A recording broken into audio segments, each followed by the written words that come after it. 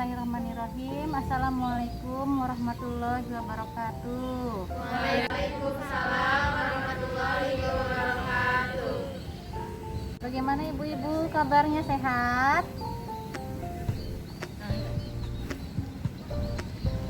Alhamdulillah sehat. Terima kasih ya ibu-ibu ya. Sekarang kita kembali lagi berkumpul dalam kelas ibu hamil. Bagaimana kelas ibu hamil minggu kemarin? Seru nggak? Seru. Menambah ilmu? Ya. Ya, terima kasih. Sekarang kita lanjut lagi ya ibu ya. Kita membahas mengenai tanda bahaya kehamilan di usia kehamilan muda ya ibu-ibu ya. Ya, Bu. Bagaimana tanda-tanda bahaya kehamilan yang ibu-ibu ketahui? Keluarnya darah Bu, darah segar. Iya, bagus. Keluarnya darah segar. Kenapa ibu-ibu bisa keluar darah segar? Ada yang tahu? Kita tahu. Ya, nanti kita bahas ya ibu-ibu ya. Selain itu ada lagi yang ibu tahu bahayanya apa lagi?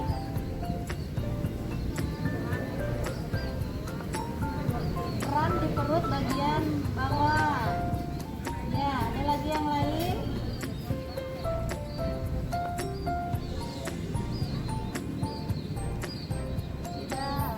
Tidak. Ya, udah bagus ya. Dari tanda-tanda bahaya kehamilan, ibu-ibu sudah tahu dua tanda yang berbahaya apabila terjadi pada saat kehamilan. Yang pertama tadi perdarahan pada hamil muda. Ya, itu tanda-tandanya berarti ada gangguan pada saat kehamilan. Bisa mengakibatkan terjadinya keguguran ya, atau abortus. Namun keguguran ini ada yang disebut dengan keguguran yang mengancam, bisa untuk dipertahankan, tapi ada pula perdarahan atau keguguran yang memang sedang berlanjut sehingga tidak bisa dipertahankan. Untuk mengetahui bisa dipertahankan atau tidaknya, bisa dirujuk ke rumah sakit untuk dilihat secara USG ya, oleh dokter Masdi. Jadi nanti secara tanda-tanda tersebut akan dirujuk ke rumah sakit dan tidak bisa ditangani oleh ibu. Ya. Jadi ibu kalau ada tanda-tanda bahaya seperti itu, tahu kan ke saya ya Bu ya. Baru nanti tindak lanjuti. Kemudian tadi yang kedua, kram di perut bagian bawah ya. Itu bisa juga tanda kehamilan di luar kandungan atau kehamilan ektopi. Biasanya kita kiranya sakit perut ya, didiamkan. Tapi lama-kelamaan bisa timbul flek atau darah ya Bu ya. Tapi tidak banyak, sama dengan keguguran. Tapi kalau keguguran itu biasanya nggak mules ya atau kram. Tapi kalau KSD ditambah dengan adanya kram atau mules ya perdarahannya. Itu sama harus di USG. Tapi yang lebih jelasnya adalah dilakukan transvaginal ya, karena USG tidak cukup. Dengan transvaginal ketahuan di mana terjadinya perdarahannya. Ibu, kalau tanda-tanda bahaya harus kita ketahui, namun nanti perlu alat untuk pemeriksaannya ya, yang lengkapnya tentunya di rumah sakit ya, dan dibaca hasilnya oleh dokter spesialis. Oke, jelas ibu-ibu? Ada yang mau ditanyakan? Nah, selain tanda-tanda tadi, ada juga tanda-tanda bengkak di kaki, tangan, atau wajah, disertai sakit kepala atau kejang. Nah, ini tanda-tanda juga yang harus diwaspadai selama hamil ya.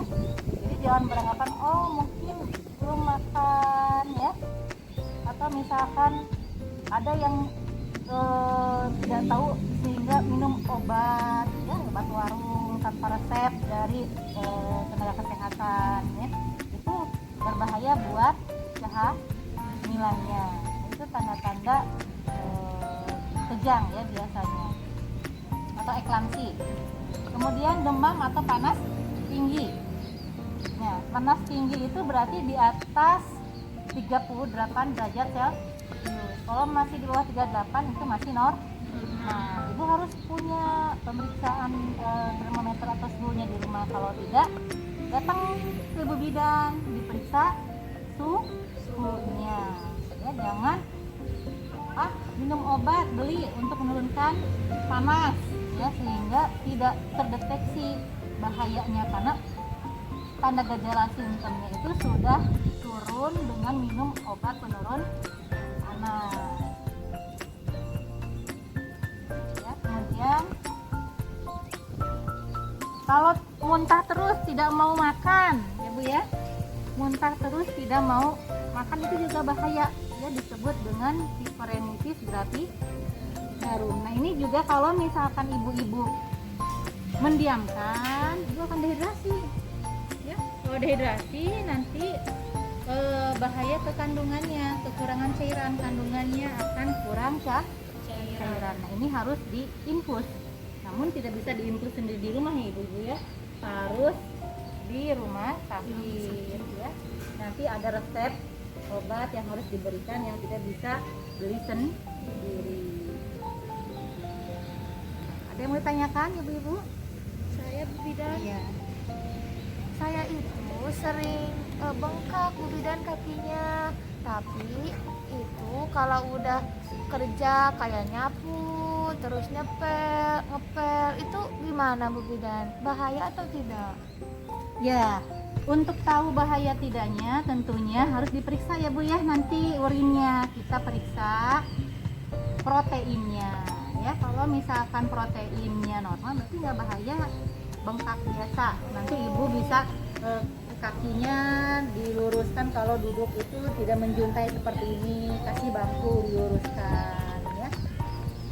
Selain itu kalau tanda positif proteinnya dicek juga tensinya ya. Tensinya tinggi itu tanda-tanda nanti adanya keracunan dalam kehamilan, atau disebut dengan eklamsi ya Bu ya. Jadi harus diperiksa ya Bu ya? Harus, makanya kenapa kita selalu mengadakan kelas ibu hamil. Ketika ibu ada tanda keluhan yang tidak ibu pahami, rasakan, bisa langsung ya kita periksa. Kalau kita tidak melakukan pertemuan atau kelas ibu hamil kan ibu tidak tahu hamil yang normal seperti apa, tanda gejala bahaya seperti apa ya. Dengan kelas ini kita bisa deteksi secara dini. Oke Bu ya. Nah sebelum kita akhiri kelas ini, gimana kalau kita ulangi lagi ya apa yang kita dapatkan hari ini? Tanda bahaya pada saat kehamilan apa saja Ibu? Oke kita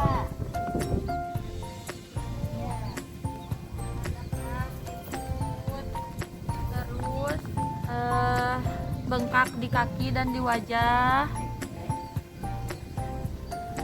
terus apa lagi ya, muntah-muntah terus, tidak mau makan, terus pusing kepalanya.